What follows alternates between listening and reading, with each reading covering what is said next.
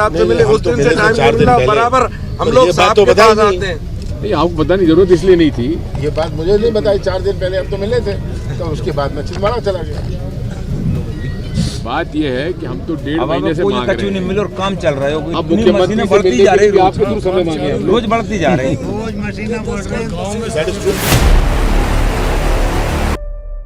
नमस्कार, India first के खास प्रोग्राम पॉलिटिक्स फर्स्ट में आपका बहुत बहुत स्वागत है। मध्य प्रदेश कांग्रेस में क्या सब कुछ ठीक चल रहा है? ये हम इसलिए पूछ रहे हैं क्योंकि जो तस्वीरें सामने आई पिछले दिनों वो बेहद चौंकाने वाली है। कमलनाथ और दिग्विजय सिंह के बीच में जिस तरह से खींचतान देखी गई, कमलनाथ कह रहे हैं कि आपको मुझे बताना चाहिए था, मुझे तो कोई जानकारी है नहीं, आप किसानों को लेकर मुख्यमंत्री से मिलना चाहते हैं। वहीं दूसरी ओर इस तस्वीर से पहले मुख्यमंत्री शिवराज सिंह चौहान के साथ कमलनाथ स्टेट हैंगर पे मिलते हैं और कुछ मिनटों बाद ही वो वापस दिग्विजय सिंह जी के साथ धरने पे पहुंच जाते हैं। फिर दिग्विजय सिंह को लेकर पूर्व मुख्यमंत्री, एक और पूर्व मुख्यमंत्री को लेकर वर्तमान मुख्यमंत्री के पास जाते हैं कि चलिए समस्या सुलझाते हैं। क्या तस्वीर है और पर्दे के पीछे आखिर क्या चल रहा है, चर्चा करेंगे और समझने की कोशिश करेंगे। वरिष्ठ पत्रकार और राजनीतिक विश्लेषक सुरेश शर्मा जी, सर आपको बहुत बहुत स्वागत है। जी नमस्कार। वैसे तो कांग्रेस को कबीला भी कहा जाता है और यहाँ पर तरह तरह से वर्चस्व की जंग पहले भी देखी गई है, लेकिन ये पहली बार देखने को मिल रहा है सर कि ये खुलकर जो है दिग्विजय सिंह जी बोल रहे हैं, कमलनाथ जी बोल रहे हैं, बैठे एक साथ जरूर हैं लेकिन वो टकराहट साफ देखी जा रही है। राजनीति में कोई भी व्यक्ति इतना भोला और अनभिज्ञ नहीं होता कि अखबारों में छपी हुई खबर, अपनी ही पार्टी के बड़े नेता के द्वारा मुख्यमंत्री निवास पर आंदोलन किए जाने की धमकी जो 2 दिन से अखबारों में छप रही थी और कमलनाथ जी को नहीं मालूम। यदि कमलनाथ जी को सच में नहीं मालूम था तो राजनीतिक अंधेरे में रहने वाला हिंदुस्तान का सबसे पहला व्यक्ति होगा जिसको यही समझ में नहीं है कि उसके आसपास के लोग क्या कर रहे हैं। और जहां केपी यादव का तो मालूम है कि वो जो है बगावत कर रहे हैं, लेकिन दिग्विजय सिंह क्या कर रहे हैं ये नहीं मालूम। ये बड़ी अचरज वाली बात है। अब रही कांग्रेस में जो चल रहा है उसकी, तो जो कांग्रेस में चल रहा है वो अप्रत्याशित है। आपने जैसा कहा कि कांग्रेस कबीलों में रही, हमेशा से छत्रप रहे हैं और छत्रपों की जिम्मेदारी होती थी कि अपने अपने क्षेत्र में वो जिता के लेके आए, तब कांग्रेस सत्ता के नजदीक जाती थी। यहाँ आपस में ही छत्रप लड़े और उन्होंने एक दूसरे को इतना कमजोर और खत्म जैसा कर दिया कि जीतने की नहीं, खुद के जीतने के लाले पड़ गए। ऐसी परिस्थितियों में जो कमलनाथ जी के आने के बाद घटनाक्रम, राजनीतिक घटनाक्रम हुए हैं, उसके अंदर बिल्कुल ये हो गया है कि युवा नेतृत्व जो है वो कुछ भी करता हुआ दिखाई नहीं दे रहा। जो कुछ कर रहे हैं सब कमलनाथ कर रहे हैं। इसलिए दिग्विजय सिंह और शिवराज जी और कमलनाथ, क्योंकि आशुतोष जी एक बात आप देखिए, पूर्व मुख्यमंत्री और नेता प्रतिपक्ष जब भी मुख्यमंत्री के साथ मुलाकात करते हैं, चाहे वो स्टेट हैंगर में हो, यदि वो चलते चलते मुलाकात है तो स्वाभाविक है कि एक औपचारिक है, आमना सामना हो गया था, नमस्कार कर दिए और चल दिए। लेकिन आधे घंटे खड़े होकर के मुस्कुराते हुए विषयों पर बात करें और आप आकर के खुद मीडिया से ये कह रहे हैं कमलनाथ जी कि मुझे तो स्टेट हैंगर पर शिवराज जी से बात करते समय मालूम चला कि दिग्विजय सिंह जी धरने पर हैं। इसका मतलब ये है कि दिग्विजय सिंह की बात कमलनाथ जी के साथ हुई, के संबंध में कमलनाथ जी से बात हुई और ये राजनीतिक चर्चाओं का सिलसिला चला था। नहीं, यानी कि सर ये भी समझने की बात थी कि दिग्विजय सिंह जी ने कमलनाथ जी को कुछ जानकारी नहीं दी, या दोनों के बीच में अब क्या इतना कम्युनिकेशन गैप आ गया? मुझे ये लग रहा है कि जो सत्ता की लड़ाई होती है, सल्तनत की लड़ाई होती है, वो जैसे जंगल में हम हमेशा ये देखते हैं कि एक शेर जब बहुत बुजुर्ग है, उसका साम्राज्य चल रहा है और फिर युवा शेर उससे लड़ करके कहता है अब तू रिटायर हो जा। यहाँ कांग्रेस में तो 2 बूढ़े शेर लड़ रहे हैं और दोनों के दोनों ऐसी परिस्थिति में लड़ रहे हैं कि युवा ये देख रहे हैं कि चलो पहले इनमें से कोई एक घायल हो जाए, अपन उसी को निपटा लेंगे। ये परिस्थिति मैंने पहली बार देखी। देखिए, मैं फिर एक पुरानी जो मैंने पिछली बार में बोला था उसी बात पर एक बार फिर से ले जा रहा हूं आपको कि मध्य प्रदेश में पहले निमाड़ अंचल होता था सुभाष यादव का, जो उनके बेटे ने संभाला। जी। सिंधिया जी का अंचल था चंबल जी। इसी प्रकार से कमलनाथ जी का पूरा मालवा था और दिग्विजय सिंह जी का ये मध्य भारत और जो आसपास के जिले हैं ये वो संभालते थे। पर दिग्विजय सिंह जी चूंकि सारे राज्य में उनका एक अपना प्रभाव था, मध्य प्रदेश छत्तीसगढ़ में, तो इस प्रकार की परिस्थितियां उनके समर्थकों की अधिक थी। आज ये स्थिति हो गई है कि आप देखिए विंध्य क्षेत्र के अंदर जो अर्जुन सिंह जी का क्षेत्र था उनके पुत्र ने संभाला, आज खत्म है। सुभाष यादव जी के सुपुत्र को जो है पिछले चुनाव में भी निपटा लिया और अध्यक्ष से भी निपटा दिया। दिग्विजय सिंह और दिग्विजय सिंह के बेटे की छोड़ दीजिए, दिग्विजय सिंह के भाई उनके साथ लड़ रहे हैं। ग्वालियर में छत्रप बनने के लिए इनके पास आप कोई टीम नहीं है, कोई आदमी नहीं है। जिस रामनिवास रावत ने छत्रप बनने के लिए सिंधिया जी का साथ छोड़ा था, वो आज खुद दर दर की ठोकर खा रहे हैं। उन्हें यही नहीं मालूम कि ना उनको सिंधिया जी के साथ जाना लाभ का सौदा, नहीं जाना लाभ का सौदा रहा, या राजनीतिक रूप से उनका बहुत बड़ा नुकसान हो गया। आप कमलनाथ जी छिंदवाड़ा क्षेत्र में और महाकौशल में यानी जबलपुर अंचल में किसी को उभरने नहीं दे रहे हैं, तो वहां कोई छत्रप नहीं है। उनके समर्थक यदि तरुण भाटोट जैसे लोग जो हैं जो उनके समर्थन में काम कर रहे हैं, तो कुल मिलाकर के ये कहा जा सकता है कि कोई भी ऐसा दूसरी ग्रेड का नेता नहीं है जो अपने जीतने के साथ 5 सीटें जितवा ले। तो ये जो परिस्थिति, केवल जीतू पटवारी, मैंने पिछली बार भी आपके कार्यक्रम में कहा था कि उनका एक फॉलोवर्स की एक टीम है, लेकिन वो जितवा कितना पा सकते हैं, और जीतने के लिए तो चूंकि उनको इसका कैलाश विजयवर्गीय जी का सहारा मिल जाता है कहीं न कहीं से, तो ऐसी परिस्थिति में मुझे नहीं लग रहा है कि कांग्रेस के दोनों जी का सहारा जीतू पटवारी जी को।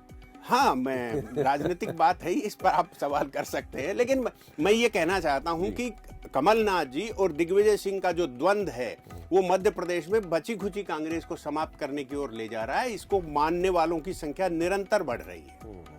ये भी समझना चाहेंगे सर, राहुल गांधी जी, ये हमने इंडिया फर्स्ट पे भी दिखाया था कि सबसे पहले कि जयपुर में जब बड़ी रैली होती है भ्रष्टाचार और महंगाई के खिलाफ, तो उसमें ना तो कमलनाथ जी का नाम लेते हैं, मंच पे मौजूद है कमलनाथ जी लेकिन उनका नाम नहीं लेते हैं, यहाँ तक कि दिग्विजय सिंह जी का भी नाम नहीं लेते हैं जो कि आंदोलन के प्रभारी भी हैं, पूरे देश भर में आंदोलन करते हैं।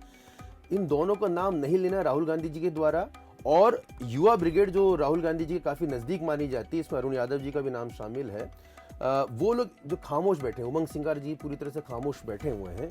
तो क्या जो आप बात कह रहे हैं वो वाकई में है कि जमीन जो है वो ऊपर से भी जा चुकी है और नीचे से भी जा चुकी है इन दोनों नेताओं की, और ये संघर्ष की वजह ये भी है क्या?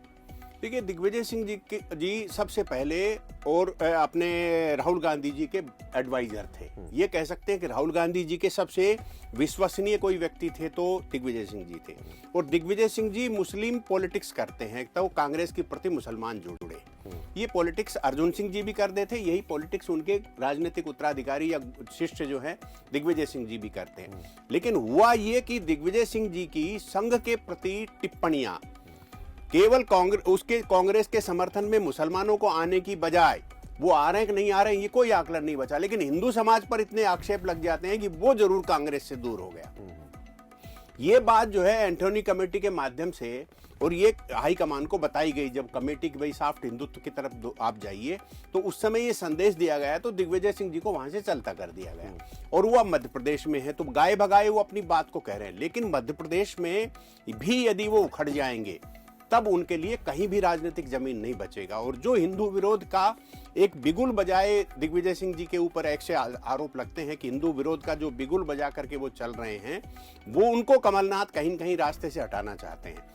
और ये जो दोनों के बीच का द्वंद्व है, ये मैं फिर कह रहा हूं कि युवा लॉबी जो है इसको बारीकी से देख रही है कि पहले इनमें से किसी की पटकनी हो जाए, उसके बाद अपन सब विचार करेंगे। लेकिन जो पिछला चुनाव था, उस चुनाव में केवल जो किसान कर्ज माफी के नारे ने कमलनाथ को जो हीरो बनाया था, बाकी रणनीति और अन्य मामलों में वो संपूर्ण विफल हो गए। मैं बार बार इस बात को कहता हूं कि कमलनाथ जी की जितनी बड़ी छवि थी, जितनी बड़ी योग्यता थी, उस योग्यता के बावजूद भी वो मध्य प्रदेश में वो आउटपुट नहीं दे पाए। और यही दिग्विजय सिंह बेनिफिट उठाना चाहते हैं कि भाई आप तो कुछ नहीं दे पाए, अब मेरा नंबर आने दीजिए या मेरे बेटे का नंबर आने दीजिए। तो यहाँ पुत्र मोह और की जो दोनों तरफ एक जो है द्वंद्व चल रही है।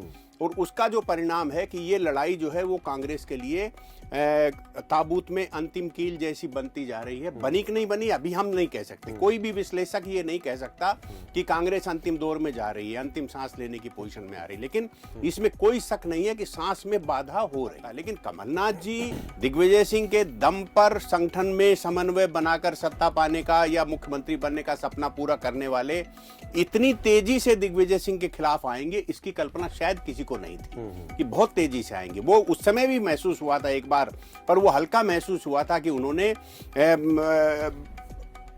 टिकट जारी करने के से पहले, लोकसभा की टिकट जारी करने पहले अपने जेब से एक चिट्ठी निकाल करके पत्रकारों को दी थी कि देखिए दिग्विजय सिंह तो भोपाल से लड़ रहे हैं। तो वो जो था वहां से ये बिल्कुल वहां से शुरू हुई मिंटो हॉल में जो हुआ था, वहां से ये पॉलिटिक्स शुरू हुई थी कि दिग्विजय सिंह को जो है नीचा दिखाया जाए।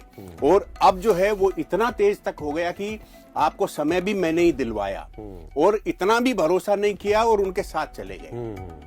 और फिर आप देखिए, मैं एक बहुत सामान्य अपन सब लोगों को जो कहते हैं ना कि राजनीति में कुछ संदेश जो होते हैं वो कोई इनका उसका बड़ा जवाब देते हैं।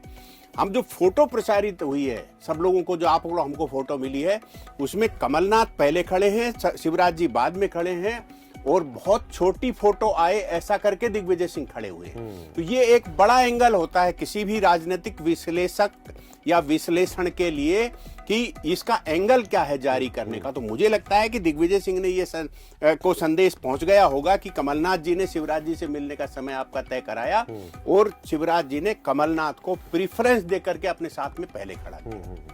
ये बहुत राजनीति की बारीक बातें बहुत बारीक। मैं इस प्रोग्राम से पहले जब आपसे चर्चा कर रहा था टेलीफोन पे सर, तो आपने एक बड़ी महत्वपूर्ण बात कही थी कि कमलनाथ जी एक ऐसे पहले वो मुख्यमंत्री हैं जिनकी सरकार गिरा दी गई, उसके बावजूद भी अगले दिन वो गुलदस्ता लेकर पहुंचते हैं और जो मुख्यमंत्री बनते शिवराज सिंह चौहान जी उनको बधाई देते हैं। इसे आप किस दृष्टि से देखते हैं? नहीं, वो तो साफ दृष्टि है, इसमें कोई इधर उधर की बात नहीं है। कमलनाथ जी ऐसे हिंदुस्तान के पहले राजनेता हैं जिनकी सरकार गिरने के बाद गुलदस्ता लेकर के गिराने वाले मुख्यमंत्री के घर जा रहे हैं। तो ये तो आपको सबको जब को मालूम है। लेकिन इसका कारण क्या है, ये मोटे तौर पर हम सब मानते हैं कि कमलनाथ जी पॉलिटिशियन कम इंडस्ट्रियलिस्ट ज्यादा हैं और वो जो है हमेशा अपने व्यवसायिक हितों को देख करके पॉलिटिक्स करते हैं।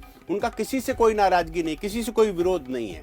वो नरेंद्र मोदी जी से भी उतने ही अच्छे संबंध हैं उनके और शिवराज जी से भी अच्छे संबंध हैं। और यहाँ तक मुझे कहने में संकोच नहीं है कि जो है नवीन पटनायक से भी उनके वैसे ही संबंध हैं, क्योंकि केवल व्यवसायिक हितों को देखकर पॉलिटिक्स करने वाले कमलनाथ जी किसी से बुराई मोल लेते नहीं है।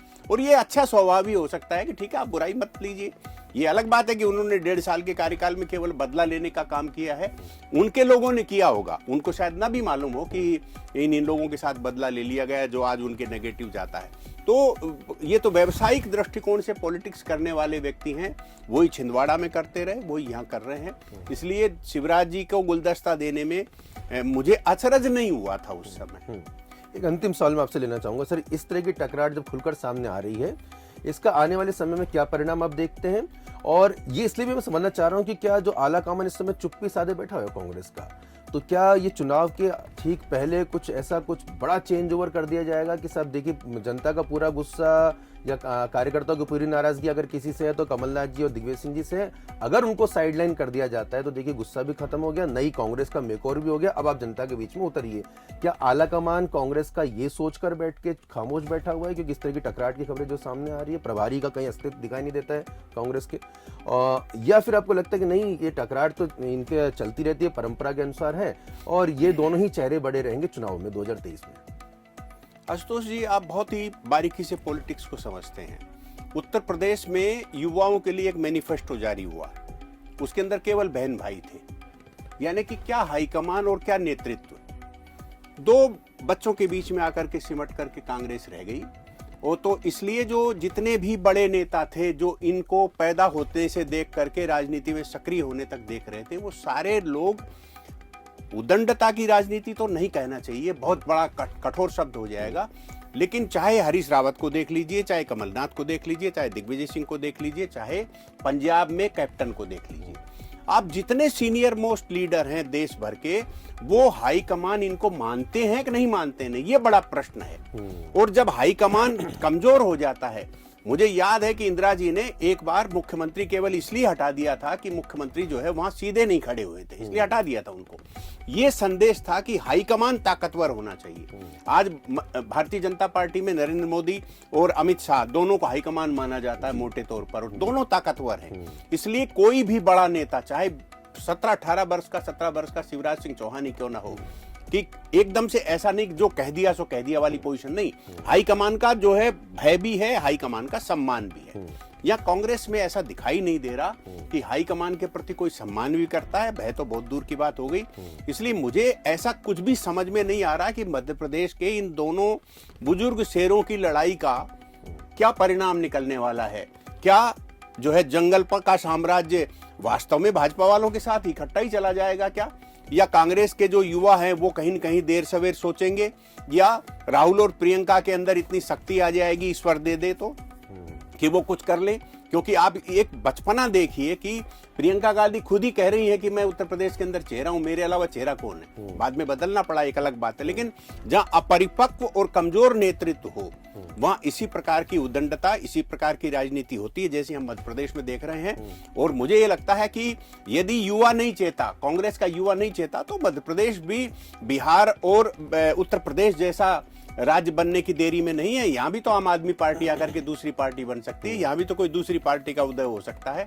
तो इन जो संभावनाओं पर भी हमें देखना चाहिए कि कांग्रेस वापसी करने के लिए हाईकमान हस्तक्षेप करता है या तीसरे दल की उदय की कोई संभावना देखी जा सकती है। बिल्कुल बिल्कुल, बहुत ही महत्वपूर्ण यहाँ पर आपने अपना विश्लेषण बताया है।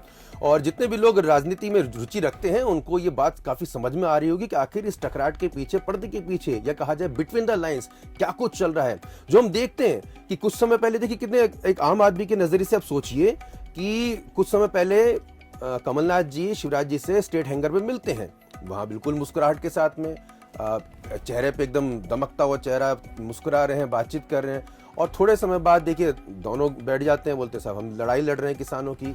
तो आम आदमी और आम लोग तो समझ जाते हैं कि अभी अब नेता आपस में कब मिल लेते हैं, कब वो उतरते हैं, लेकिन आपस में भी क्या टकराहट चल रही है वो इस विश्लेषण से हमने यहाँ पर समझाने की कोशिश करी है। इस विश्लेषण से आप कितने सहमत हैं और आपके क्या कुछ विचार है हमें जरूर कमेंट करके बताइएगा। अगर आपको ये वीडियो पसंद आए तो इसे लाइक जरूर कीजिएगा और चैनल को सब्सक्राइब जरूर कीजिएगा। नमस्कार।